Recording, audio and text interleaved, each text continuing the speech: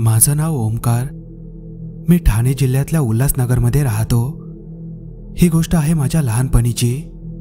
त्या दिवशी आम्हा दोघा चुलत भावंडांना काय अनुभवायला मिळालं ते आजही आठवलं की अंगावर काटा येतो.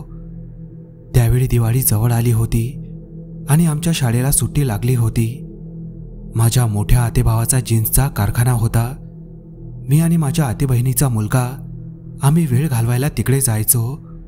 दिवाळी सुरू व्हायच्या आधीचा दिवस होता. संध्याकाळी आम्ही दिवे, लाइटिंग्स आणि एक सुंदर कंदील घेतला आणि घरी आलो. तेव्हा रात्रीचे साधारण 12:30 वाजले होते. जेवण झालं आणि घड्याळाचा काटा 1:30 पार करू लागला. घरातले सगळे झोपले होते. आम्ही लाइटिंग लावून झोपायचं ठरवलं. आमची आधीपासून रात्री जागं राहून काम करण्याची सवय असल्यामुळे आम्हाला काहीच वाटलं नाही.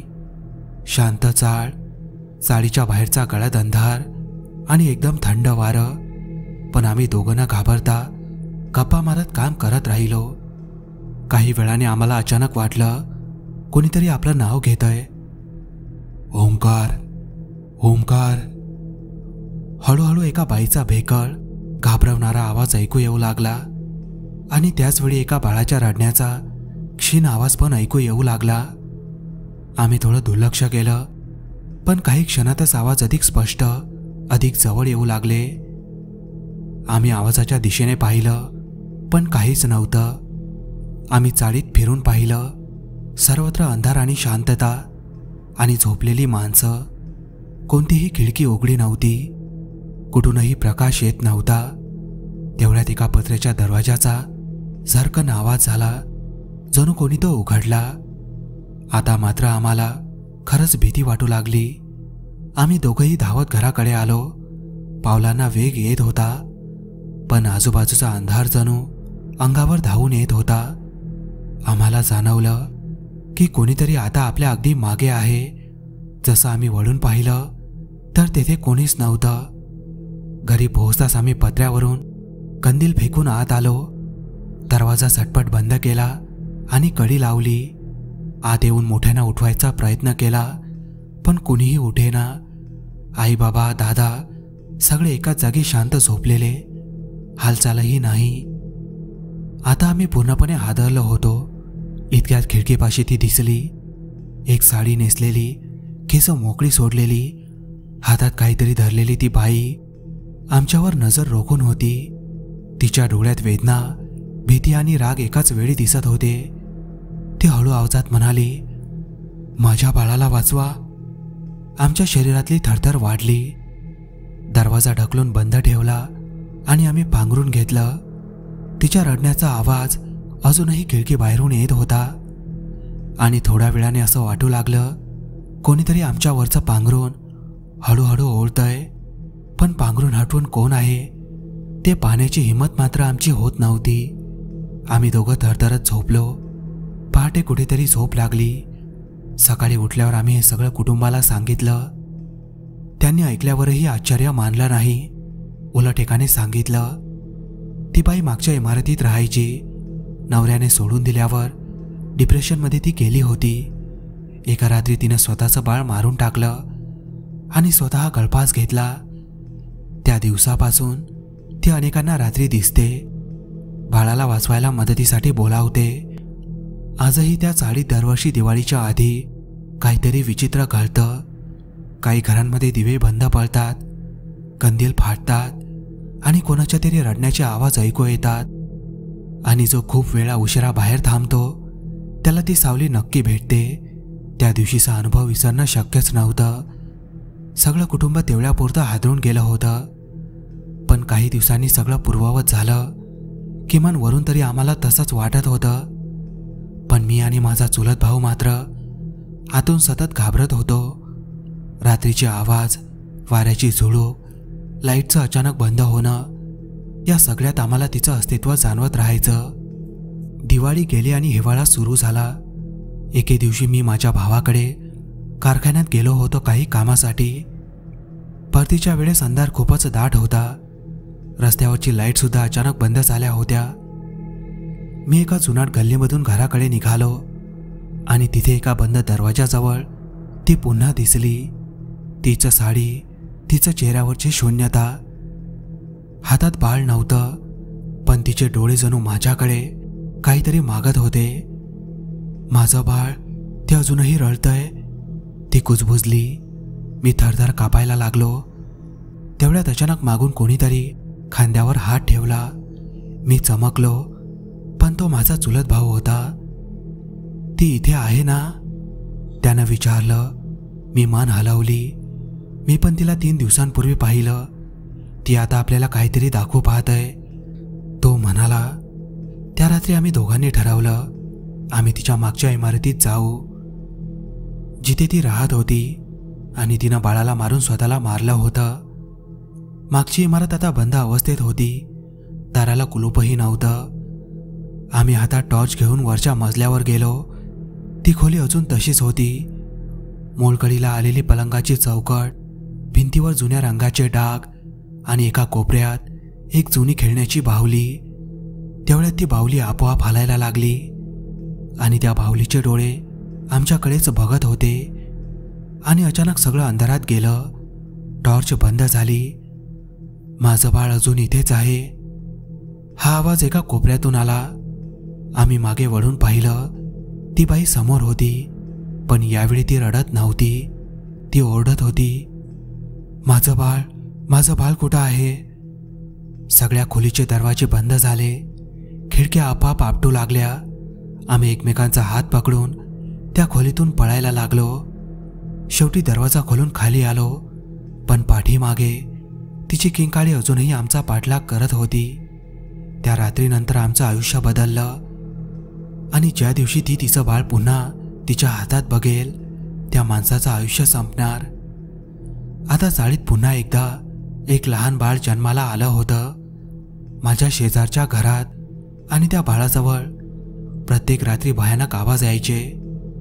आता फक्त आम्हा दोघांनाच नव्हे, तर चाळीतल्या काही लोकांनाही अजब स्वप्न पडायला लागली होती. एक बाई, तिच्या हातात बाळ आणि ती रडत काहीतरी मागते. शेजारी राहणाऱ्या वैशाली मावशींच्या घरी नुकतंच बाळ झालं होतं. पहाटेच्या सुमारास त्यांच्या घरून जोरात बाळाच्या रडण्याचा आवाज यायचा. एका रात्री वैशाली मावशी घाबरून आमच्या आईकडे आल्या आणि म्हणाल्या, ओमकारच्या आई, त्या रात्री खिडकीपाशी एक साडीवाली बाई उभी होती. माझ्या बाळाकडे बघत होती. तिचे ते डोळे अजूनही विसरत नाही मी. आता चाळीतील लोक पुन्हा भीतीमध्ये राहायला लागले. पण खरी थरकाप उडवणारी गोष्ट तेव्हा घडली. एक दिवस सकाळी वैशाली मावशीचं बाळ अचानक गायब झालं. घरातल्या कोपऱ्यात बाळाचं उशीसकट अंथरूण होतं, पण बाळ नव्हतं. दरवाजे बंद, खिडक्या आतून लावलेल्या. जणू ते बाळ गेलेच कुठे ते समजत नव्हते. संपूर्ण चाळ हादरली. पोलीस आले, चौकशी झाली, पण काहीच उपयोग झाला नाही. त्याच रात्री मला स्वप्न पडलं. ती बाई माझ्याजवळ आली होती. तिच्या हातात तेच गायब झालेलं बाळ होतं. ती बाळाच्या पाठीवरून हात फिरवत म्हणाली, हे माझं आहे, पण अजून एक बाळ हवंय मला. मी थरथरत उठलो. पहाटेचे 3 वाजले होते. दुसऱ्या दिवशी आम्ही ठरवलं हे थांबवायचं. ती आत्माचं तिचं बाळ शोधतंय, तर तिच्या मृत्यूचं सत्य शोधायला हवं. आम्ही पुन्हा तिच्या जुन्या इमारतीत गेलो. यावेळी आम्ही एक जुनं छतावरचं स्टोरूम उघडलं. आत एक जुना ट्रंक होता. त्यात कपडे, जुन्या चिठ्ठ्या आणि एक सडलेलं बाळाचं खेळणं. त्याच्या खाली होती एक चिठ्ठी. त्यावर लिहिलं होतं, तो माझा बाळ घेऊन गेला, त्यानं माझं बाळ मारलं. मी फक्त परत मिळवण्यासाठी मरण पत्करलं. तिला तिचं बाळ पाहिजे नव्हतं. तिला सूड घ्यायचा होता, पण आता उशीर झाला होता. त्या रात्री माझ्या चुलत भावाच्या घरातून रडण्याचा आवाज आला. त्याच्या छोट्या बहिणीला झोपताना तो आवाज येत होता. त्याच क्षणी माझा फोन वाजला. चुलत भावाचा घाबरलेला आवाज. ती माझ्या बहिणीकडे आली आहे ओमकार. ती म्हणते आहे, हे बाळ तुझं नाही, हे माझं आहे. आता हे थांबवायचं असेल तर तिच्या आत्म्याला शांत करावं लागेल. तिचा खरा मारा कोण होता? तिचं बाळ तिनं मारलं होतं की कोणीतरी दुसऱ्यानं? आणि हाच शोध कथेचा शेवट नक्की करणार आहे. त्या रात्री माझ्या चुलत भावाच्या फोननंतर आम्ही ताबडतोब त्याच्या घरी गेलो. त्याची लहान बहीण एका कोपऱ्यात घाबरत बसलेली होती. तिच्या चेहऱ्यावर एक वेगळंच निर्विकार हसू होतं, जणू कोणी तिच्या आत शिरलेलं होतं. खिडकी उघडी होती आणि खिडकीच्या बाहेर त्या पाण्याच्या टाकीवरती उभी होती. ती बाई लाल साडीतील, केस विस्कटलेले, चेहरा शांत पण डोळे काळे आणि खोल. माझं बाळ परत दे, नाहीतर मी घेईन. आमच्या हातापायांना गोळे आले. आम्ही एका ज्योतिषी काकांकडे गेलो. त्यांना आधीच ही कहाणी सांगितली होती. त्यांनी सांगितलं, ती त्या रात्री मेली नव्हती. तिचं बाळ तिच्याकडून कोणीतरी हिसकावलं आणि लोकांनी बदमाशीच्या भीतीनं तिला वेळ ठरवून गप्प बसवलं. अखेर तिने स्वतःला गळफास दिला. पण तिचा आत्मा तिच्या बाळासाठी अजूनही तळफळतोय. ती फक्त एकच गोष्ट पाहिजे म्हणते, सत्य. त्यांनी आम्हाला एक उपाय सांगितला.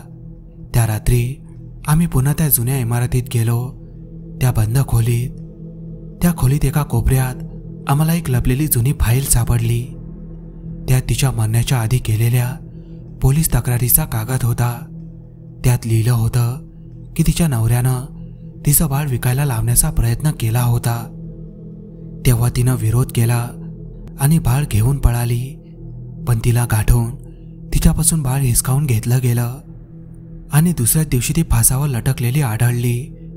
आम्ही ही फाईल चाळत आणली, सर्वांसमोर वाचली.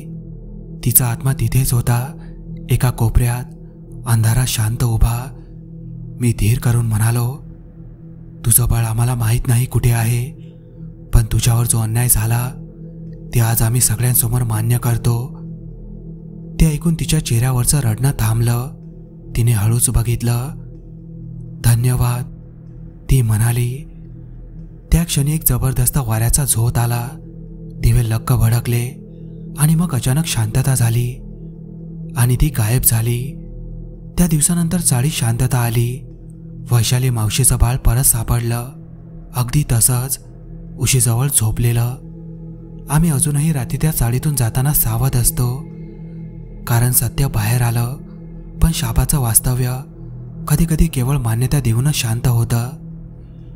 मित्रांनो, हा थरारक अनुभव तुम्हाला कसा वाटला कमेंटमध्ये सांगायला विसरू नका. भेटूया लवकरच अशाच एका थरारक अनुभवासोबत.